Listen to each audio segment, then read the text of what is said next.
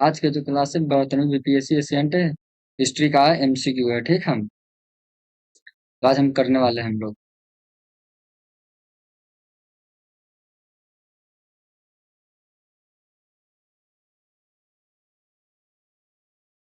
चलते हैं, पढ़ते हैं हम लोग आज।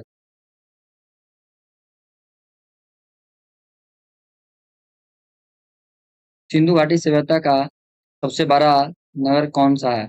हड़प्पा है, मोहनजोदड़ो है, धौलावीरा है, राखीगढ़ है। इसका आंसर क्या हो जाएगा? मोहनजोदड़ो है। ठीक है, मोहनजोदड़ो में जो हमें मिला है कांसे के नर्तकी, ये वीवीआई क्वेश्चन है। ठीक है, और मृतकों का टीला भी कहा जाता है। बहुत बड़ा स्नान नगर भी मिला था इसमें, स्नान घर। ठीक है, हम लोग आगे बढ़ते हैं।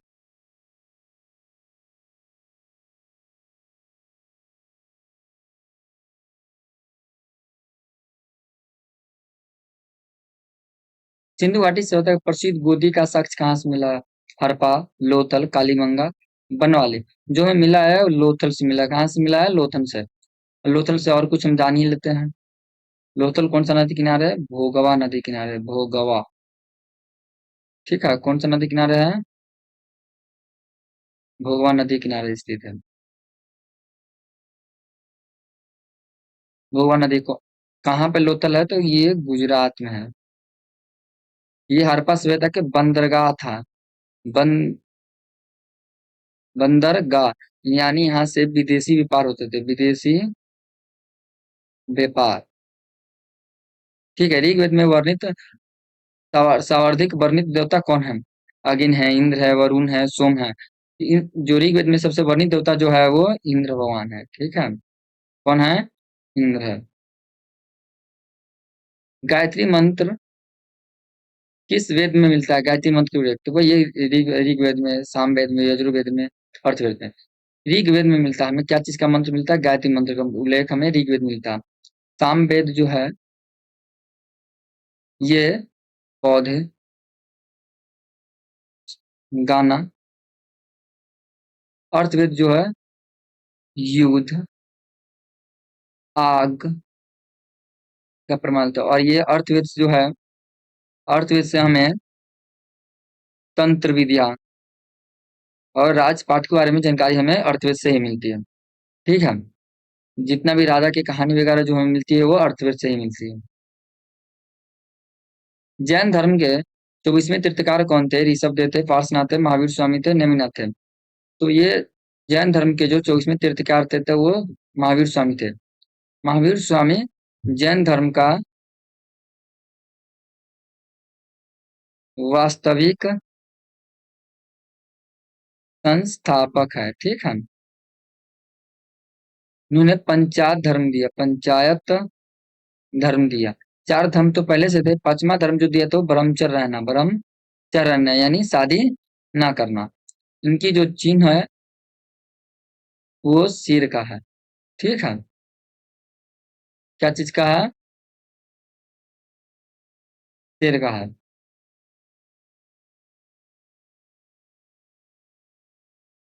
महाबुद्ध की ज्ञान की प्राप्ति कहाँ से हुई थी?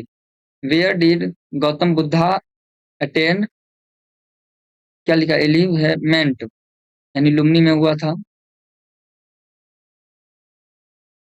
लुम्नी में, बोध गया में, सारनाथ में, कुशीनगर में। तो कहाँ हुआ था महाबुद्ध की ज्ञान की प्राप्ति? बोध गया में हुआ था। ठीक है, बुद्ध का बौद्ध बौद्ध धर्म का प्रथम संगीति कहाँ आयोजित की गई थी?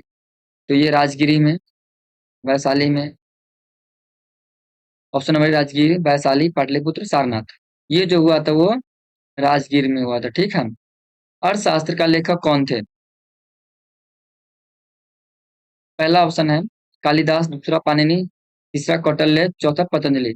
तो अर्थशास्त्र का जो लेखक है वो चाणक्य है। ठीक है, कौन है? चाणक्य है। यूनानी राजदूत मेगास्थनीज की शासक के दरबार में आया था? अशोका, बिंदुसार, चंद्रगुप्त मौर्य और समुद्रगुप्त। यूनानी राजदूत जो था यानी मेगास्थनीज, उन्हें अशोक के दरबार में आया था। किसके दरबार में आया था? अशोक के दरबार में। और मेगास्थनीज जब ये भारत में आया तो उन्होंने इंडिका पुस्तक लिखा, इंडिका पुस्तक। ठीक है। ये सेल्यूकस निकेटर का सेनापति था। किसका? सेल्यूकेस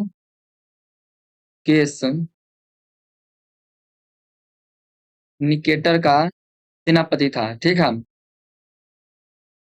अशोक का अधिकांश अभिलेख किस लिपि में मिलती है? तो ब्राह्मी लिपि में मिलती है। कौन सी लिपि में मिलती है?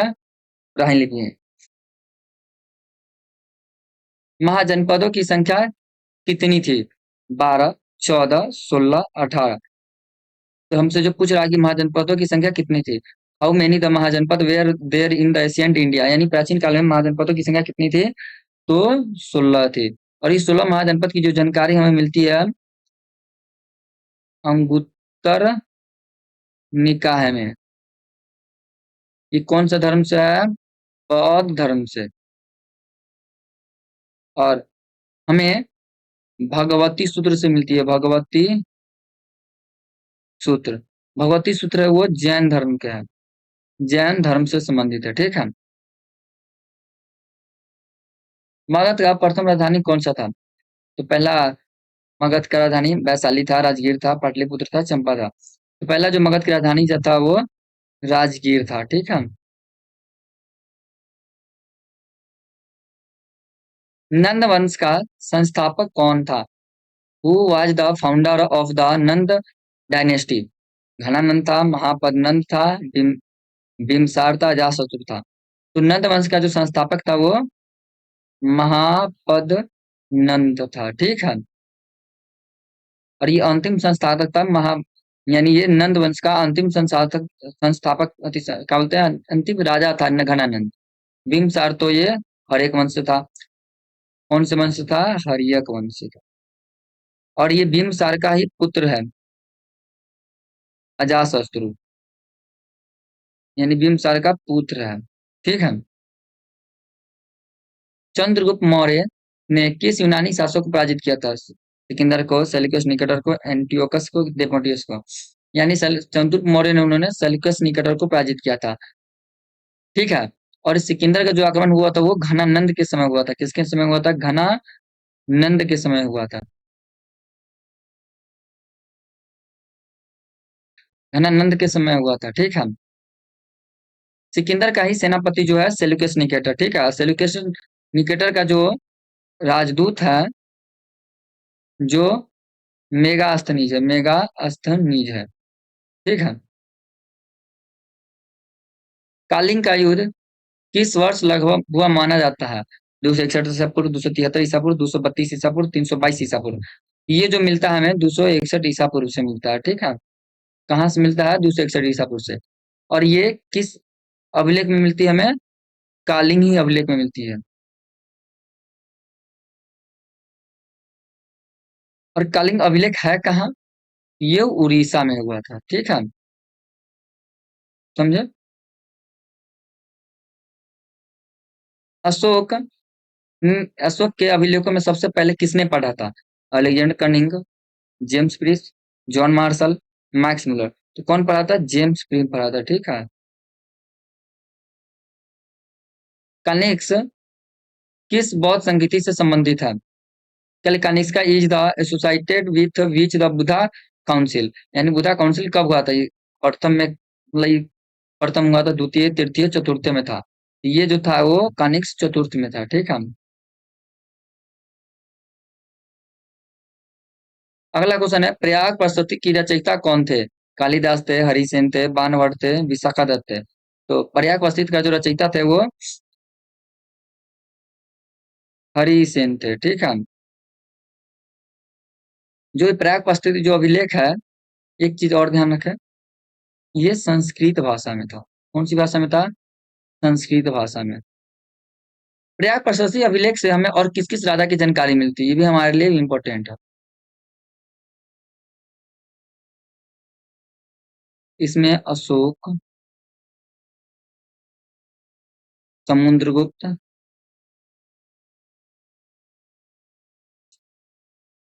जहांगीर की हमें जानकारी मिलती है। ठीक है। भारत का स्वर्ण युग किस काल को कहा गया? पहला, which period is known as the golden age of India. यानी भारत का स्वर्ण युग किस काल को कहा जाता है? तो मौर्य काल, गुप्त काल, कुषाण काल, शतवाहन काल। ये जो कहा जा रहा है ये गुप्त काल को कहा जाता है, ठीक है। गुप्त वंश का संस्थापक कौन था? गुप्त वंश का संस्थापक कौन था? तो who was the founder of the Gupta dynasty? ये चंद्रगुप्त मौर्य था, श्रीगुप्ता, घटोत्कच था, समुद्रगुप्त था।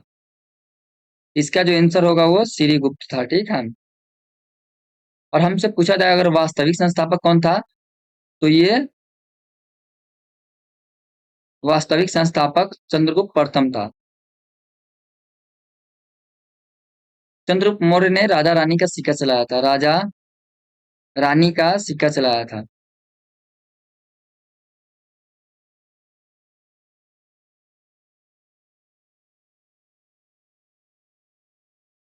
समुद्रगुप्त की विजय का वर्णन किस अभिलेख में मिलता है?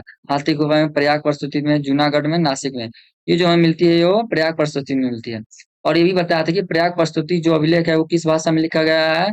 ये संस्कृत भाषा में है। इस चीज को भी ध्यान में रखें। कौन सी भाषा में है? संस्कृत भाषा में है। विक्रम विक्रमादित्य की उपाधि किस शासक ने धारण की थी? चंद्रगुप्त प्रथम, समुद्रगुप्त, चंद्रगुप्त द्वितीय, स्कंदगुप्त। ये जो विक्रमादित्य का जो उपाधि धारण किया था वो चंद्रगुप्त द्वितीय धारण किया था, ठीक है।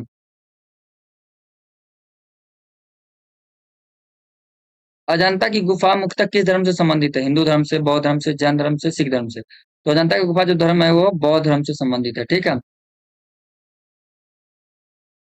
एलोरा में एलोरा की गुफा में कैलाश मंदिर किसने बनवाया था? अशोक ने, कृष्ण प्रथम ने, हर्षवर्धन ने, समुद्रगुप्त ने। तो एलोरा में जो कैलाश मंदिर का जो निर्माण कराया था वो कृष्ण प्रथम ने कराया था। कौन कराया था? कृष्ण प्रथम। कृष्ण प्रथम किस वंश से संबंधित है? तो ये कुष्ट राजकुष्ट वंश से संबंधित है, ठीक है। और ये कैलाश मंदिर जो है कौन सी शैली में होगी? तो याद रखना ये नागर शैली, सॉरी, बेसर शैली में होंगे, बेसर शैली में। मिलहो पंधो मिलोहन पंधो किस संवाद पर आधारित है? अशोक और उपगुप्त, मेनांडर और नागसेन, चंद्रगुप्त और चाणक्य, और बुद्ध और आनंद। ये जो हुआ था वो मेनांडर और नागसेन में है, ठीक है।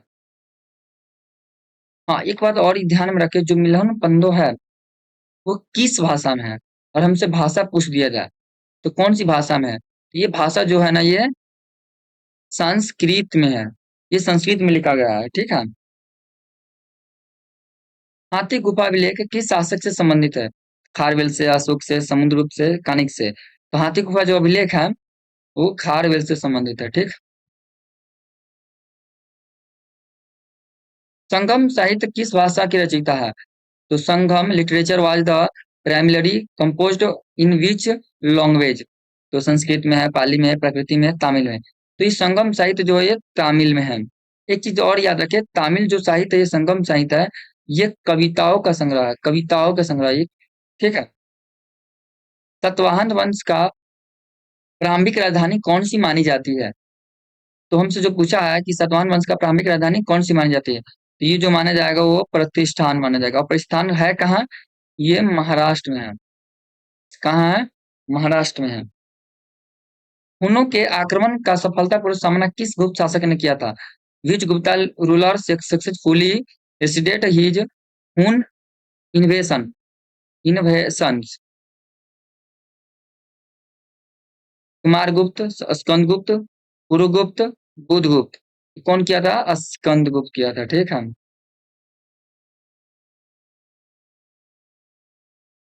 प्राचीन भारत में पुराणों की कुल संख्या कितनी मानी जाती है? 16, 18, 20, 24। तीस सभी को पता है कि 18 माना जाता है, ठीक। भारत के सबसे प्राचीन विश्वविद्यालय कौन सा माना जाता है? भारत का सबसे प्राचीन विश्वविद्यालय जो माना जाएगा वो तक्षशिला माना जाएगा, ठीक है। और ये तक्षशिला ये यानी कॉलेज था, ये कॉलेज में पढ़ के आना था, लेकिन जो नालंदा विश्वविद्यालय था ये हॉस्टल व्यवस्था था। कौन सा व्यवस्था था? हॉस्टल, ठीक है। किस गुप्त शासक ने विक्रमशिला विश्वविद्यालय का स्थापना किया था? धर्मपाल, गोपाल, देवपाल, महेंद्रपाल। ये जो करवाया था वो धर्मपाल किया करवाया था। अमर कोश की रचयिता कौन थे? कालिदास थे, अमर सिंह थे, वानवट थे। तो इस नाम से ही पता चला कि अमर कोश की रचयिता अमर सिंह ही होंगे। ठीक है। इसका हिंदी शायद टाइपिंग करना भूल गया। पाणिनि, क्या लिखा है? पाणिनि द ग्रेटेस्ट संस्कृति grammar writer which the text, यानी मतलब पाणिनि कौन सा बुक लिखा हुआ है, यानी बुक का नेम बताना है उसको। महाभाष्य लिखा, अष्टधाई लिखा, अर्थशास्त्र नाट्य से लिखा। तो पाणिनि का जो पुस्तक है वो अष्टधाई है। ठीक है। पतंजलि द्वारा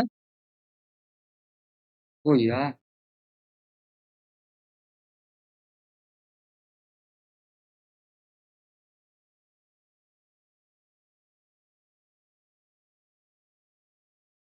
पतंजलि द्वारा रचयिता भाषा किस भाषा से संबंधित है? तो ये जो भाषा से संबंधित है ये व्याकरण से संबंधित है। ठीक है। किस संबंधित है? व्याकरण से संबंधित है। काहे तेरे से हो जाता है भाई?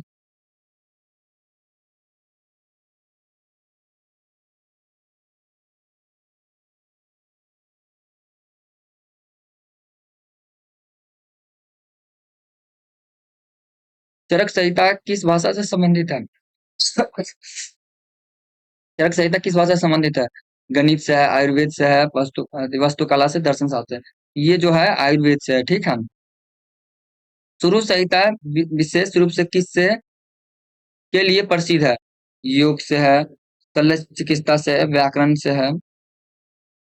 तो ये व्याकरण से है, खगोल विज्ञान से। तो सुरु जो संहिता है ये शल्य चिकित्सा से है। ठीक है।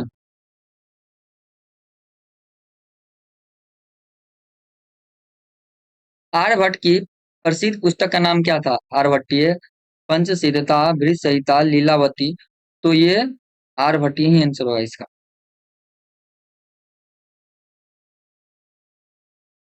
पद्धति का विकास श्रेय मुख्यतः किसे दिया जाता है? प्राचीन भारतीय गणित को, यूनानी गणित को, रोमन विद्वान को, चीनी विद्वान। ये जो ये पद्धति यानी डेसिमल सिस्टम का विकास श्रेय किसे दिया जाता है? तो प्राचीन भारतीय गणित को। ठीक है।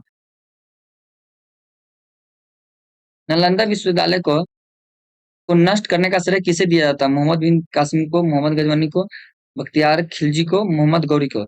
ये जो दिया जाता है वो बख्तियार खिलजी को। बख्तियार खिलजी किसका सेनापति था? तो ये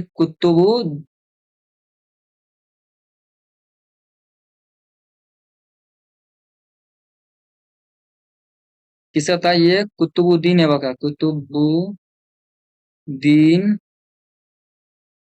ऐबक का था। ठीक है।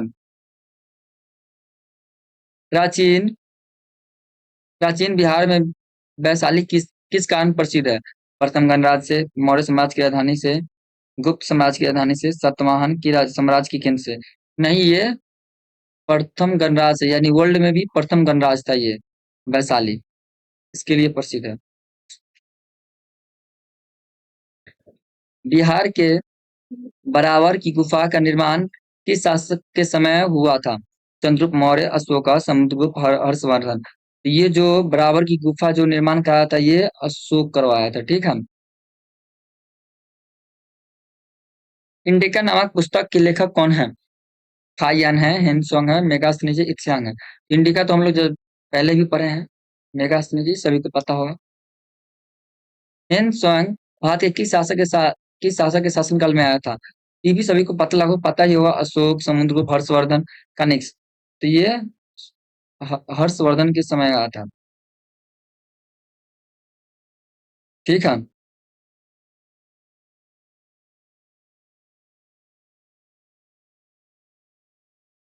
प्राचीन भारत में पंच चिन्हित सिक्कों का संबंध किस काल से है?